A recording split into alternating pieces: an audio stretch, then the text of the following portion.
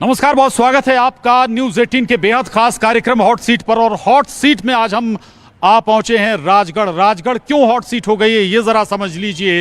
राजगढ़ से चूंकि दिग्विजय सिंह खुद मैदान में, और दिग्विजय सिंह का राजगढ़ कहते हैं गढ़ रहा है, लंबे समय तक गढ़ रहा है। और राजगढ़ का थोड़ा सा इतिहास अगर जरूर जान लें, 1962 से जब ये सीट बनी थी तब जनसंघ या जनता पार्टी का यहाँ लंबे समय तक वर्चस्व रहा। और न केवल जनता पार्टी जनसंघ, इसके बाद 1984 से कांग्रेस के लिए स्पेस बना, तब से कांग्रेस का ये बड़ा गढ़ हो गया। यहाँ से खुद दिग्विजय सिंह साहब 2 बार सांसद रहे हैं, 5 बार उनके भाई लक्ष्मण सिंह सांसद रहे हैं। हालांकि एक बार लक्ष्मण सिंह बीजेपी के टिकट पर चुनाव जीत कर आए हैं, लेकिन पिछले 2 चुनाव की बात करें 2014 और 2019 तो रोडमल नागर बीजेपी से यहां सांसद रहे। तीसरी बार फिर मैदान में रोडमल नागर को बीजेपी ने उतारा है। 8 विधानसभा क्षेत्रों वाली राजगढ़ लोकसभा सीट में विधानसभा का अगर जिक्र करें तो 6 विधानसभा में बीजेपी जीती, 2 विधानसभा में कांग्रेस ने जीत हासिल की। उस नजरिए से बीजेपी यहां मजबूत नजर आती है। लेकिन दिग्विजय सिंह साहब मैदान में आ गए हैं तो क्या समीकरण बदले हैं इस लोकसभा के, ये हम वरिष्ठ पत्रकारों से भी समझेंगे और कांग्रेस बीजेपी के नुमाइंदों में से भी समझेंगे, और पब्लिक और पार्टी समर्थक हमारे साथ यहां मौजूद हैं उनसे भी जानेंगे। सबसे पहले तारुफ आपका करा देता हूं, हमारे साथ इस वक्त खास मेहमानों में कौन मौजूद हैं। हमारे साथ केपी पवार जी हैं, जिला अध्यक्ष हैं भारतीय जनता युवा मोर्चा राजगढ़ के। बहुत स्वागत है केपी पवार जी आपका। तनवीर वारसी साहब हमारे साथ हैं, सीनियर जर्नलिस्ट हैं राजगढ़ के। बहुत स्वागत आपका तनवीर वारसी साहब। और अशोक शर्मा जी हमारे साथ हैं, जिला महामंत्री, माफ कीजिएगा, अशोक वर्मा जी हमारे साथ हैं, जिला महामंत्री कांग्रेस। बहुत स्वागत है। सत्येंद्र जैन जी वरिष्ठ पत्रकार हमारे साथ हैं, बहुत स्वागत है आपका। तो शुरुआत करते हैं केपी पवार जी से। केपी साहब, राजगढ़ 2 बार से तो बीजेपी के हाथ में आ गया, लेकिन इस बार ऐसा लग रहा है कि समीकरण बदल गए। नहीं, बिल्कुल कोई समीकरण नहीं बदले हैं। भारतीय जनता पार्टी की पुनः यहाँ से सांसद जी जीत करके लोकसभा में जाएंगे, और जो हमारा नारा है इस बार 400 पार, उसको हम राजगढ़ की लोकसभा जिता करके उस नारे को बुलंद करके दिखाएंगे। अशोक वर्मा जी, कांग्रेस को बहुत आशाएं हैं इस बार, मतलब बड़े चेहरे कई सीटों पर उतारे गए, लेकिन हम चूंकि राजगढ़ में हैं तो राजगढ़ की बात करेंगे। दिग्विजय सिंह साहब, कुछ समीकरण बदलने वाले हैं क्या? बिल्कुल बदलने वाले हैं। मौसम चेंज हो चुका है, हम चुनाव जीतेंगे। मोदी जी कह रहे हैं 400 पार, हम उनका सपना पूरा नहीं होने देंगे। हम छोटे से लेकर सारे कस्बे में जा रहे हैं, और भारतीय जनता पार्टी के जो 10 वर्षों का जो कार्यकाल रहा रोडमल नागर जी का, मैं माननीय मेरे छोटे भाई केपी जी बैठे हुए हैं, मैं उनसे पूछना चाहता हूं कि रोडमल नागर जी सिर्फ 5 काम गिना दे अपने नाम से जो उन्होंने स्वीकृत कराकर राजगढ़ जिले को दिए हैं।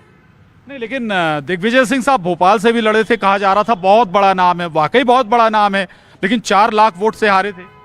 ये राजगढ़ लोकसभा सीट है साहब, ये राजा का गढ़ है, और कांग्रेस पार्टी यहाँ से निश्चित ही चुनाव जीतेगी। निश्चित जीतेगी। सत्येंद्र जी, समीकरण थोड़ा सा समझाइएगा और मुद्दे भी थोड़ा सा बताइएगा कि क्या वाकई बड़े चेहरों के आने से मुद्दे गौड़ हो जाते हैं या मुद्दों पर चर्चा होती है? सबसे बड़ा चेहरा अगर आज देखें, मोदी के नाम पे बात होती है, तो इस तरीके से अगर देखा जाए तो दिग्विजय सिंह का गढ़ था, अब है नहीं है, या ये सारी चीज़ें तो इस पर डिपेंड करती हैं कि वहाँ का माहौल कैसा है। राजनीतिक तौर पे एक साफ चीज़ दिखाई दे रही है, वो ये दे रही है कि एक सत्ताधारी जो पार्टी है उसके अंदर एक 10 साल पुराना बैकअप है, सारी चीज़ें हैं, तो उनमें उत्साह भी ज़्यादा है और लड़ने की, मुद्दों पे बात करने की क्षमता भी ज़्यादा है। अगर बरक्स कांग्रेस देखें तो स्थिति यहाँ पे भले ही दिग्विजय सिंह चेहरा बने, लेकिन कार्यकर्ताओं के सामने बड़ी मुश्किल है कि वो किस बेस पे जाएंगे, किस बात को करेंगे। चाहे कांग्रेस की सरकार रही हो या बीजेपी की, मूलभूत जरूरतें तो अभी भी पूरी नहीं हो पाई। आपने रेल का जिक्र किया, पानी हो सकता है कि 2 डैम बने हैं, शायद उससे पूरी हो गई हो बात। रोजगार का मसला अभी भी है। रोजगार का सबसे बड़ा मसला है इस जिले में। सबसे ज़्यादा अगर कोई भी चीज़ इफेक्ट करती है वो है रोजगार को लेकर के, क्योंकि कितना ज़्यादा आप पानी ले आएंगे, कितनी ज़्यादा आप संसाधन जुटा लेंगे, लेकिन प्रोडक्टिविटी के लिए जब तक आप बेस तैयार नहीं करेंगे, जब तक आप उसके लिए कोई सूटेबल ऐसा माहौल नहीं बनाएंगे, इंडस्ट्रियल बहुत सारी बातें यहाँ हुई कि साहब इंडस्ट्रियल हब डेवलप करेंगे, क्लस्टर बनाने की बात भी हुई थी, पिछले सीएम के टाइम पे 3-4 क्लस्टर की घोषणा भी हुई थी, लेकिन वो बेसिकली पूरी नहीं हुई है। तो अगर बात मुद्दों की और चेहरों की होगी तो हो सकता है मुद्दों की बात हो तो कांग्रेस भारी पड़ सकती है, लेकिन चेहरों की बात होगी तो फिर कोई दूसरा सबॉर्डिनेट नजर नहीं आता उस चीज का। जी चलिए, बड़ी बात आपने कही है, थोड़ा सा और समझ लेते हैं। आखिर चाहे केवल 10 साल सांसद की नहीं है दिग्विजय सिंह साहब, 2 बार सांसद रहे, बल्कि 10 साल मुख्यमंत्री भी रहे, तो क्या वैसे तरीके से फोकस नहीं किया राजगढ़ में? आपने अपने क्षेत्र पर फोकस नहीं किया क्या? नहीं, बिल्कुल क्यों नहीं हुआ। जिस समय राजगढ़ क्षेत्र से चुन के वो मुख्यमंत्री बने थे, 10 साल तक मुख्यमंत्री कार्यालय के द्वार जो है राजगढ़ जिले वासियों के लिए खुले रहे थे। और उन्होंने उनसे जो भरसक हो सका था किया भी था। उनके बाद में जो आए उन्होंने भी किया। जो विकास यहाँ पे दिख ही रहा है, जो बड़े काम हुए हैं, जैसे अभी बात बताई मेरे साथ में कि एक रेलवे लाइन यहाँ की है, तो रेलवे लाइन एक ऐसी है जो 20 साल से यहाँ की जनता इंतजार कर रही है, पर अभी पूरी नहीं हो पाई है। केवल उसका सपना ही चलता रहता है या धीमी गति से काम चलता है। अब तक हो जाना थी। मेडिकल कॉलेज है तो वो ठीक है, एक बड़ी उपलब्धि है, लेकिन ज़मीनी तौर पे अगर देखा जाए तो यहाँ पे जो जनता है उसको सभी पार्टियों ने केवल छला है। यहाँ का बेरोजगार आज भी दूसरी जगह जाता है रोजगार मांगने के लिए। आप रात में यहाँ देखेंगे तो पलायन के लिए उतनी भीड़ मिलेगी। यहाँ पे अगर अपन देखेंगे मेडिकल की सुविधा है, मेडिकल कॉलेज बन रहा है, तो भी यहाँ पे डिलीवरी के लिए वही प्रसूताओं को लूटा जा रहा है। वो अपने खुद के खाने पीने से ज़्यादा व्यवस्था डिलीवरी के समय रिश्वत देने के लिए करके रखती है। तो ज़मीनी तौर पर कोई नेता किसी के साथ नहीं है। जनता से वोट लेने लोकसभा के लिए सभी पार्टियाँ आती हैं, लेकिन उनकी ज़मीनी तौर पे जो परेशानियां हैं उनको दूर करने के लिए कोई यहाँ पे कोई हल नहीं होता। तो कुल मिला के दोनों ही पार्टियां जो है वोट के समय बड़े बड़े वादे करती हैं राजगढ़ की जनता से, लेकिन यहाँ के रोजगार ढूंढने के लिए बच्चे दूर जाते हैं, पढ़ाई के लिए दूर जाते हैं, इलाज के लिए जो है भोपाल रामगंज मंडी या अपने झालावाड़ जाना पड़ता है। तो क्या मतलब है ऐसे उससे? चलिए, बड़ी बात आपने कही। केपी जी, 10 साल से आपका सांसद भी है, और 10 साल से सांसद नहीं, 20 साल से लगभग 12-15 महीने छोड़ दीजिए तो आपकी सरकार भी रही है। भाई क्षेत्र क्यों पिछड़ गया? देखिए, आप जैसी बात अभी तनवीर भाई ने की और अशोक भाई पूछ रहे थे 5 काम, भाई ने बताया। आपको पता होना चाहिए कि जब 10 साल यहाँ मुख्यमंत्री दिग्विजय सिंह जी रहे, उस समय यहाँ विकास की कोई बात नहीं होती थी। यहाँ सड़कों की हालत थी कि सड़कों में पता नहीं लगता कि सड़क में गड्ढा है, गड्ढे में सड़क है। बिजली के यहाँ पते नहीं थे। बिजली आती थी तो लोग सोचते थे कि यार खुशियाँ मनाते हो, बिजली आ गई। बिजली चली जाती थी तो पता नहीं लगता था कब आएगी। आज की स्थिति में जब से भारतीय जनता पार्टी की सरकार मध्य प्रदेश में बनी, उसके बाद लेकर के आज इंफ्रास्ट्रक्चर को लेकर के आज तन्नू भाई कह रहे हैं मेडिकल कॉलेज बना है। ये उपलब्धि है हमारे सांसद जी की, केंद्र सरकार की। ये कह रहे हैं, दावा कर रहे हैं कि अगर मेडिकल कॉलेज आ रहा तो हमारी बीजेपी सरकार की देन है। मेट्रो, माफ कीजिएगा, रेल लाइन आ रही तो वो भी हमारी देन है। भारतीय जनता पार्टी में एक विशेषण होता है, झूठ बोलो, जोर से बोलो, ज़्यादा बोलो। मैं मेरे छोटे भाई केपी सिंह जी से पूछना चाहता हूं कि कम से कम रामदेव जी का मंदिर बैठ के झूठ तो ना बोलें। कांग्रेस की देन है medical college, railway line Congress की देन है, क्यों झूठ बोलते हैं? लोगों को क्यों गुमराह करते हैं? इन्होंने वादा किया था कि 15 लाख रुपए हम हर आदमी के खाते में डालेंगे। मैं पूछना चाहता हूं भारतीय जनता पार्टी के नेताओं से, कहां गए 15 लाख? भ्रष्टाचार में पूरा देश डूबा हुआ है। सिर्फ नरेंद्र मोदी जी का काम है जो कांग्रेस की संपत्ति है, इस भारत देश की संपत्ति, उसे बेचने का। अच्छा, केंद्र में 10 साल आपकी सरकार रही, उसके बाद मध्य प्रदेश में भी सरकार रही, तब आप लोगों ने प्रयास नहीं किया? प्रयास किया, फंड मिला, काम चला, लेकिन मध्य प्रदेश में कंस मामा बैठा हुआ था, काम होने नहीं दिया। चलिए, ये बड़ी बात आप कह रहे हैं। हम चर्चा को आगे जरूर बढ़ाएंगे, लेकिन जनता के भी जाएंगे। और भी लोग हैं जो सीनियर लोग हैं जो इस वक्त हमारे बीच मौजूद हैं। आप कुछ कहना चाह रहे थे? मैं सबसे पहले तो आपकी बात का खंडन करता हूं, और मैं हमारे मित्र कांग्रेस पार्टी के जो साथी बैठे हैं आपके सीट पे, मैं उनसे पूछना चाहता हूं किस मुंह से जनता के बीच जाएंगे जो बोल रहे हैं कि 30 साल 32 साल वापस राजगढ़ में लौटे दिग्विजय सिंह जी। 10 साल इस क्षेत्र के नाम से सीएम रहे, मुख्यमंत्री रहे भाई साहब। वो क्या विकास करा उन्होंने, क्या काम करा है इस राजगढ़ के लिए? का सवाल है क्या विकास किया, ये मैं जाऊंगा उनके पास लेकर। आपका कोई सवाल है वहां के लिए? ये देखो, 10 साल दिग्विजय सिंह जी रहे हैं, राजगढ़ जिले को बिल्कुल चौपट करके गए हैं। यहाँ आज भी फैक्ट्री के कॉलम खड़े हुए, जहाँ मेडिकल कॉलेज बन के कंप्लीट हो चुका है, वहाँ की जो फैक्ट्रियाँ राघोगढ़ लेके गए हैं। राजगढ़ जिले को उद्योग की बात करें तो उद्योग तो इनने खत्म किया है। 10 साल जब मुख्यमंत्री रहे तो यहाँ का जो आज भी कॉलम खड़ा है वहाँ पे हमारे भारतीय जनता पार्टी की देन है, हमारे मुखिया की देन है, मोहन यादव जी की देन है, हमारे केंद्र सरकार जो मोदी सरकार की देन है कि आज मेडिकल कॉलेज वहाँ पे बन रहा है। और दिग्विजय सिंह जी ने केवल वोट के नाम पर राजगढ़ जिले को चौपट। ये 2 बातें यहाँ से निकल कर आई। मैं आऊंगा अशोक जी के पास, लेकिन कुछ और सवाल जरूर यहाँ से हम लेंगे। जी दादा, क्या 10 साल मोदी जी को कम पड़ गए जो 5 साल वो मांग रहा है? उन्होंने कहा था कि मुझे 100 दिन दीजिए, अगर मैं काम नहीं कर पाऊँ तो मैं मेरे चौराहे पे खड़े होकर मानना 15 लाख का झूठा जुल्मा दिया। जुल्मा कहते हैं, विकास नहीं है, विकास नहीं, विनाश। इलेक्ट्रो बॉन्ड क्या है, बेरोजगारी क्या है, ये बेरोजगारी इलेक्ट्रो बॉन्ड, इस पर चर्चा नहीं करेंगे, सिर्फ चर्चा करेंगे राम के नाम पे, लोगों को बलगराने के नाम पे, सनातन के नाम पे, राम के नाम पर बरगलाया जा रहा है। बहुजन समाज पार्टी से हमारे साथ एक और साथी हैं। बहुजन समाज पार्टी यहाँ पर कोई लगता है कुछ खेल बिगाड़ती है, बनाती है, कुछ काटती है नोटा के आसपास? नहीं, नोटा की क्यों बोल रहे हैं आप? नहीं, नोटा के आसपास ही थे लास्ट टाइम आप अगर राजधानी में रहते हैं तो आप हमारे कहने की जरूरत नहीं है कि राजगढ़ में देखिए, हमारे मध्य प्रदेश ही नहीं बाकी पूरा देश स्वतंत्र हुए 70 साल की आज़ादी में हम लोग जी रहे हैं। 70-75 हमारा देश आज़ाद हुआ है। बाकी जो निजीकरण आप देख रहे हैं, अब ईवीएम मशीन के विरोध में जो आंदोलन हो रहे हैं, ईवीएम मशीन भी कांग्रेस की देन है। और जो मोदी जी है, मोदी जी के बारे में भी आप पूरा देश जानता है, कांग्रेस को भी जानता है। अपना जो कपड़ा होता है, ये कपड़ा दिनों दिन कमज़ोर होता जा रहा है, इसको मेरे को फेंकना पड़ेगा। तो मैं चाह रहा हूँ कि कांग्रेस संदेश आप दे रहे हैं, वो संदेश मैं यहाँ पर लेकर जाऊंगा। लेकिन भाई साहब ने कहा कि ये हॉट सीट क्यों है, ये जरूर समझ लीजिए। राजगढ़ हॉट सीट इसलिए है कि दरअसल दिग्विजय सिंह साहब जहां से पहुंच जाते हैं वो अपने आप में हॉट हो जाता है। कि अभी साहब देखिए, 2-3 बातें यहां से निकलकर सामने आई। एक तो बॉन्ड की बात निकल कर आई भाई, दूसरा ये कि भाई आप लोग केवल हिंदू मुस्लिम में बांट देना चाहते हैं चुनाव उस पर। देखिए प्रशांत जी, आपको पता होगा जब भारतीय जनता पार्टी और नरेंद्र मोदी जी वहाँ से कोई योजना पहुँचाते हैं तो वो हिंदू मुस्लिम देख के वो योजना नहीं पहुँचाते हैं। अगर राम को भी किसी को योजना का लाभ मिलता है तो रहीम को भी योजना का लाभ मिलता है। इसलिए हिंदू मुस्लिम कार्ड हम खेलते नहीं है, हमारा सिर्फ और सिर्फ विकास एजेंडे पे हम काम करते हैं। और रही बात जो बॉन्ड की बात करें, मुझे नहीं पता, यही लोग इन्हें ऑन बॉन्ड का काम इन लोगों के पास है, यही लोग करते रहते हैं। भारतीय जनता पार्टी सिर्फ और सिर्फ विकास की बात करती है। और जब लगता है, जब विकास की बात करनी होगी, जब नई बातें आनी होगी, मोदी जी बहुत ऊंचे लेवल से सोच रहे हैं। देश का विकास अलग दृष्टि में जाने वाला है। मैं पूरी तरह से भरोसा है मुझे, और जनता को भी पूरा भरोसा है कि आने वाला जो समय है बहुत स्वर्णिम समय होने वाला है। ठीक है। अशोक जी 2 बातें यहाँ से निकल कर आई थी। एक तो भाई साहब की वो चाचौड़ा या राघवगढ़ लेकर चले गए, राजगढ़ के लिए कुछ छोड़ा नहीं। मैं मेरे मित्र से पूछना चाहता हूँ कि दिग्विजय सिंह की सरकार 10 वर्ष जरूर रही है, लेकिन जब ये बहुत छोटे होंगे,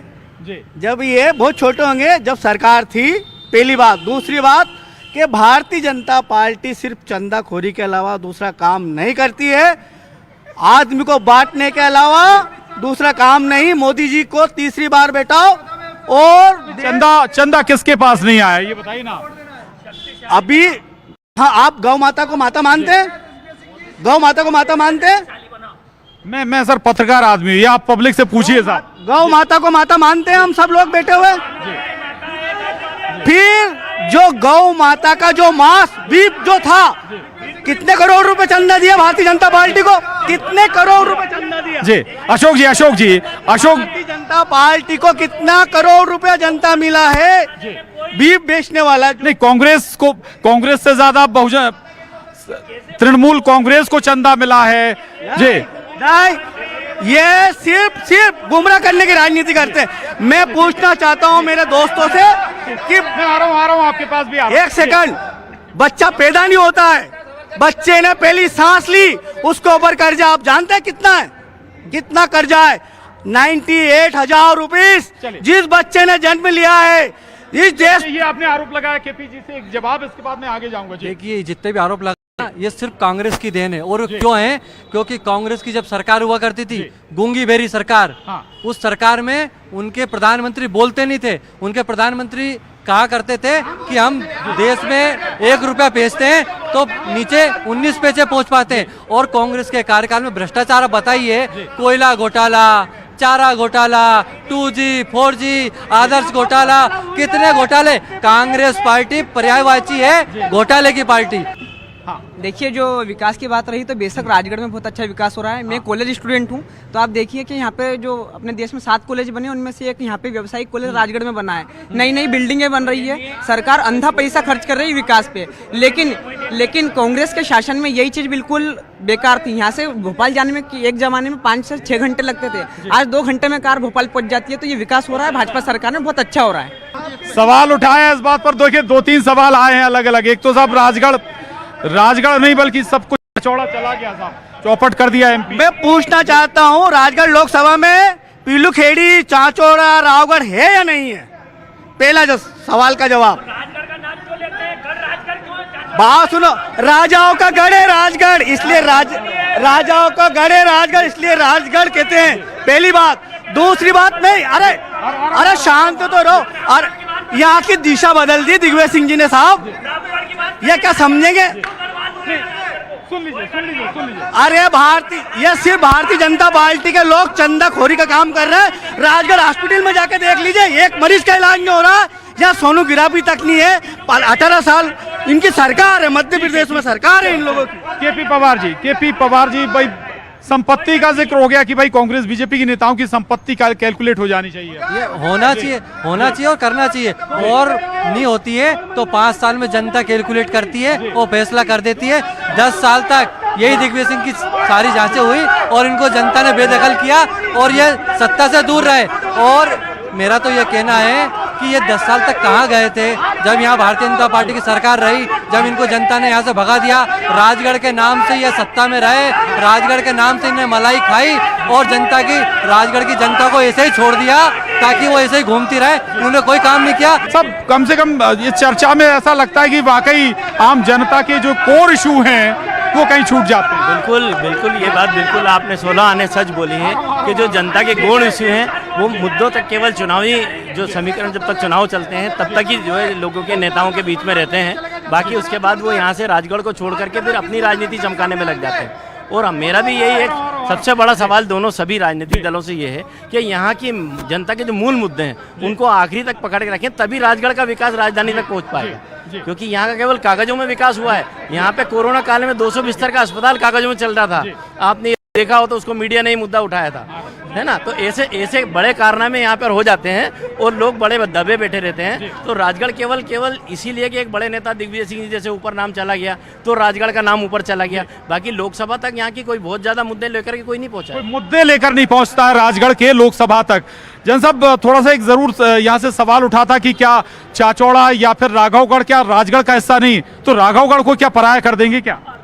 नहीं, ये बिल्कुल नहीं है। अगर एक लोकसभा क्षेत्र के अंदर अलग 2-3 जिले के अलग अलग क्षेत्र हैं तो निश्चित तौर पे कोई योजना कहीं जाएगी, कोई योजना कहीं जाएगी। मैं फिर से कह रहा हूँ, पुरानी लकीरों को पीटने से कुछ नहीं निकलेगा। दोनों पार्टियों को सामने रखना चाहिए कि इस बार उनकी स्ट्रेटेजी क्या है, वो चाहते क्या हैं। 1-2 योजनाओं पे काम करने से क्षेत्र का समग्र विकास नहीं होगा। आप 10 साल या 20 साल या 25 साल का हवाला दें कि उनने क्या किया, इनने किया, ये अंतहीन सवाल हैं। और जनता को भी इसी बात पे बात करना चाहिए कि आपकी अभी क्या स्ट्रेटेजी, आप करना क्या चाह रहे हैं। इस बात पे बात नहीं होती है। बात ये होनी चाहिए कि ठीक है, कांग्रेस 10 साल राज करके गई और उनकी सरकार भी रही, केंद्र में भी रही, उन्होंने नहीं किया, लेकिन हम क्या कर रहे हैं ये आगे के लिए तो बताएं। अभी नहीं हुआ 10 साल में, कोई बात नहीं, अगले 10 साल में हमारे क्षेत्र आगे क्या करेंगे। जी ठीक है। आम जनता के भी कोर इश्यूज हैं, कुछ उनसे भी हम बात कर लेंगे। कुछ भाई साहब उत्साहित थे, भाई साहब भी उत्साहित थे, उनसे भी हम समझेंगे मुद्दे हैं क्या। सर एक बार तो ये कि जैसे ये राजा साहब का घर है, घर तो है ही लेकिन घर भी है, उनका हर सदस्य उनसे जुड़ा हुआ है।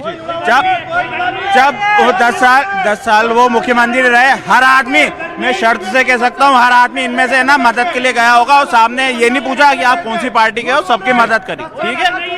अब ये है कि 2003 से 2093 से 2003 तक आप मुख्यमंत्री रहे, ठीक है। उसके बाद 2003 से अब तक तो भाजपा की सरकार है, क्या करी साहब, क्या रोजगार लाए। एक सवाल 5 काम गिनाने का है। College, medical college, Monpura dam, rail, ये तो झूठ बोलना काम करती है कांग्रेस। झूठ के अलावा कोई काम नहीं करना जानती है। इतनी योजना भारतीय जनता पार्टी ने कही है, जल योजना, हर गांव में पानी की व्यवस्था, कन्या योजना, इतनी योजना दी है कि कांग्रेस वालों के पास शब्द नहीं मिल रहा कहने के लिए, बस झूठ बोलने की को। झूठ बोलो, लाभ मिल रहा है, सभी इन कांग्रेसियों से पूछो लालडी बहना का लाभ इनको मिल रहा है कि नहीं मिल रहा है? वो आवाज मिली कि नहीं मिली? कहना है आवाज इनका मिली कि कहना है नहीं कि मिली? दिग्विजय सिंह का गढ़ है ये। अगर मान लो दिग्विजय सिंह का गढ़ अगर होता तो राजगढ़ में काम करके राघुगढ़ क्यों लेके गए? दादा क्या है अपने क्षेत्र का? लिए मोदी जी का सब अच्छे काम कर रहे हैं गरीबों के लिए, तो मोदी जी ने अच्छा काम किया। मोदी जी काम कर रहे हैं, तो कुछ काम जो आपको अच्छे लगते हैं? ये गांव में मकान बना के दिए उन्होंने, गांव को 2-2 हजार रुपए गांव वालों को दिए। गांव की लड़कियां शहर में आके पढ़ रही है, कॉलेज में पढ़ रही है, अच्छे नंबर से पास हो रही है, ये सब प्रसादत्ती मिल रही है और पानी की सुविधा पहुंचा दी गाँव में। ये सब बीजेपी सरकार में देख रही हूँ सर मैं बस। बीजेपी सरकार में कुछ काम देखने को मिले हैं। ये देखिए, आप एक बुजुर्ग व्यक्ति जरूर कुछ कह रहे हैं। दूसरा ठीक है आ रहा हूँ। एक बड़ा इशू निकल कर आया है पब्लिक आम जनता के बीच से हेल्थ को लेकर, इशू को लेकर कि भाई अगर उन्हें कोई ऑपरेशन कराना है तो भोपाल जाना पड़ता है। इसीलिए तो मेडिकल कॉलेज बन रहा है ताकि ये सारी समस्याओं को दूर करने काम कर सकते हैं। आप मेरी बात सुनिए प्रशांत जी, मैं आपके माध्यम से पूरे कांग्रेसियों को भी कहना चाहता हूँ और पूरे मध्य प्रदेश में जो आपके चैनल को सुन रहे हैं उन सबसे कहना चाहता हूँ, ये बार बार कह रहे हैं 5 काम, तो इनसे कह दीजिए लीड पेन कागज निकाल करके 5 काम लिख लीजिए। पहला काम, प्रधानमंत्री जी ने धारा 370 हटाई, ये काम, ये रोडमल जी का काम है। दूसरा काम, राम जी का मंदिर बनाने का काम हुआ, ये रोडमल जी का काम। तीसरा काम, हर गरीब को पक्का मकान देने का काम। चौथा काम, हर गरीब के घर में उज्ज्वला योजना के माध्यम से गैस कनेक्शन देने का नाम। हर गरीब के घर में नल से पानी देने का काम। और सुन लीजिए, मध्य प्रदेश के अंदर, इस राजगढ़ के अंदर मोहनपुरा डैम, कुंडालिया डैम, सड़कें, ये योजना आपने सुनी होगी, धारा 370, राम मंदिर, क्या इन्हें काम में नहीं गिरेंगे? जो कह रहा है भाई, मैं इनकी बात से 100% सहमत हूँ, क्योंकि इन्हें ट्रेनिंग झूठ बोलने की दी जाती है। मैं माननी राजगढ़ लोकसभा का चुनाव है, राजगढ़ लोकसभा का चुनाव है। मैं माननीय रोडमल नागर जी से पूछना चाहता हूँ, 200 वेयर हाउस कहाँ से बनवाए? 2000 बीघा जमीन कहाँ से खरीदी? मैं पूछना चाहता हूँ केवी सिंह जी से कि 200 वेयर हाउस कहाँ से आए? 2000 बीघा जमीन कहाँ से खरीदी? रोडमल नागर। ठीक है, कुछ और आम लोगों के सवाल लूंगा मैं। आ रहा हूँ आपके पास, आ रहा हूँ। हम तो बच्चा जब जन्म लेता है, जब से बड़ा होता है, वही खामियां गिनवती है उसकी। हमने इतने दुख देके नमक की चाय पी कांग्रेस राज में। हम डब्बियां ले लेके तेल लेने के लिए लाइन में लगे रहते थे भरी धूप में। तो हम क्या, हमारी 7 पीढ़ी भी हम बीजेपी है और बीजेपी रहेंगे और बीजेपी थे। बेटा हमारी बात सुन ले कि कांग्रेस ने जो करियो है ने, पर मैं तो मारा मोदी वोट दूंगा। अच्छा, क्यों अच्छा लगता है? मेरे को अच्छा ही लगता है, मेरा कोई काम नहीं हुआ, पर मैं उनको वोट दूंगा। अच्छा, मोदी जी को जाएगा? मोदी जी को ही दूंगा, और मोदी जी को राम राम, हाँ बिल्कुल दूंगा। ये देखिए अम्मा, बुजुर्ग अम्मा है, और ये देखिए अम्मा जी, तो अम्मा का आशीर्वाद भी इन नेताओं को मिल गया है। एक बहुत बड़ी बात आई है, पीछे से एक लाइन आई है कि भाई अगर राजगढ़ को जाना जाता है तो वो दिग्विजय सिंह साहब के चलते। देखिए, लोगों ने ये सोच रखी थी, वो सोच मोदी जी ने बदल दी है। इस समय देश की जनता और राजगढ़ की जनता सोच रही है, जो राम को लाए हैं हम उनको लाएंगे और इस मध्य प्रदेश में और राजगढ़ में फिर से भगवा लहराएंगे। इस प्रकार के नारों के साथ जनता जाग चुकी है। अब गढ़वड़ सब निपट चुके हैं, गढ़ कोई सब बचा नहीं है। अब सिर्फ और सिर्फ मोदी जी के विकास के नाम पर हम सब आगे बढ़ रहे हैं। यहाँ के लोकल पर्सन वो कह रहे हैं कि भाई अगर दिग्विजय सिंह साहब हारते हैं तो उनकी एंटी हिंदुत्व छवि इसके लिए जिम्मेदार होगी। ये लोग जो भारतीय जनता पार्टी का अभी हाल मेरे छोटे भाई ने बोला कि जो राम को लाए हैं हम उन्हें लाएंगे। भैया, इस मंदिर में बैठे हुए हैं लगभग यहाँ पर 99% हम हिंदू हैं। क्या मोदी जी राम को लाएंगे? कल्पनाओं के परे कितना झूठ परोस रहे हैं ये लोग। भगवान सब सदियों, अरे भगवान हमें लाया है, राम हमें लाया है, हनुमान हमें लाया है, कांग्रेस, वो राम को लाएंगे। अशोक जी जब बात राम तक पहुंच गई है, थोड़ा सा वो दौर भी याद करिए। कपिल सिब्बल कांग्रेस में हुआ करते थे, कोर्ट में उन्होंने काल्पनिक बताया था राम को।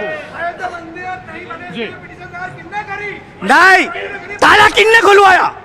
राम मंदिर का ताला किसने खुलवाया? पूछो इनसे। राम मंदिर का ताला राजू जी ने खुलवाया। राजू जी ने मंदिर का ताला खुलवाया और नींव भी राजीव गांधी जी ने रखी थी। झूठ बोलते हैं, जोर से बोलते हैं। चले ठीक है, ठीक जी। आप जवाब देना चाह रहे थे। मंदिर नहीं बने उसके लिए 25-25 वकील खड़े करते हैं कांग्रेस पार्टी के लोग। आधी रात को सुप्रीम कोर्ट का दरवाजा खटखटाते हैं, कपिल सिब्बल इनका वकील खड़ा होता है और दिग्विजय सिंह जी आतंकवादियों का समर्थन करते हैं, हाफिज को हाफिज जी बोलते हैं। ऐसे लोग किस मुंह से जाएंगे इस राजगढ़ जनता के सामने? दिग्विजय सिंह साहब, हाफिज जी, ये शब्द बहुत चर्चित हुआ था सदन में। सर मैं तो इतना सा कहना चाहता हूँ, इनको ये है ना, मैं तो एक चीज पूछना चाहता हूँ, पुलवामा में जो अटैक हुआ था उसके दोषियों को सजा मिल गई क्या? इनसे पूछ लो, कौन है उनके दोषी? कौन है उनके दोषी? उनको सजा मिल गई क्या? अगर मिल गई हो ठीक है, आप किसी के भी बारे में बोलते हैं। पुलवामा किसने करवाया था? मोदी ने करवाया था। नहीं, ये आप आरोप कैसे लगा रहे हैं? नहीं, हमें नहीं मालूम, लेकिन ये हमारे सैनिकों की जो हमारी सरहदों पे सुरक्षा करते हैं उनकी जान गई, तो उनके लिए क्या कुछ करा गया अभी तक? उनके जो दोषी हैं पकड़ाया गया? आप तो इसका जवाब ले लो बस। जवाब दिया गया था 10 साल बाद क्या, 50 साल बाद क्या, 47 में? हाफिज को हाफिज जी बोलते हैं नहीं बोलते? आतंकवाद का सपोर्ट करती है नहीं करती कांग्रेस पार्टी? 25-25 वकील खड़ा करता है इनका कपिल सिब्बल। इस बात को मैं फिर लेकर जाऊंगा। अशोक जी, राम मंदिर की जब बात कोर्ट में आई थी तब आपने दर्जनों वकील खड़े कर दिए थे, आरोप है ये तो झूठ बोलते हैं, जो ट्रेनिंग है इनकी, ये झूठ बोलने का अलावा कुछ नहीं इनके पास। ये राम को लाएंगे, ये राम को लाएंगे। अरे दुनिया सृष्टि जिसने रचाई उन्हें लेके आएंगे। अरे कितनी गंदी राजनीति हो गई है, ये भगवान राम को लाएंगे। ठीक है पवार जी, एक बात जरूर कही जाती है कि भाई कोर्ट के आदेश से राम मंदिर बना है, क्या बीजेपी ने या प्रधानमंत्री? देश के 125 करोड़ और सारे हिंदू, जितने भी हिंदू है, उनकी आस्था का केंद्र था और हिंदुओं की ताकत के आधार पर राम जी का मंदिर बना है। कोर्ट ने फैसला दिया है, हिंदुओं की आस्था थी, वहाँ पे राम जी का मंदिर था, वहाँ पे राम जी का जन्म हुआ था, इस आधार पर राम जी का मंदिर बना है। और हम सब हिंदुत्ववादी लोग हैं, हम सब राम जी को मानने वाले लोग हैं, इसलिए मंदिर बना है। और ये कह रहे थे कि ताला किसने खुलवाया, तो ताला 125 करोड़ हिंदुओं की ताकत थी, इसलिए ताला खुला और उस फैसले को इन्हें मानना पड़ा। चलिए, बड़ी बात आपने कह दी है। बहुत महत्वपूर्ण सीट है और यहाँ मुद्दे बहुत महत्वपूर्ण हैं। हालांकि राष्ट्रीय मुद्दों पर स्वाभाविक है कि राम मंदिर धारा 370 पर भी चर्चा हो रही है, लेकिन लोकल इशू भी महत्वपूर्ण हैं जिन पर आज चर्चा हुई है। सीनियर जर्नलिस्ट के जरिए और आम जनता के जरिए भी मुद्दे उठाए गए। कैमरामैन दीपक सिंह के साथ प्रशांत कटारे, न्यूज़ 18 राजगढ़।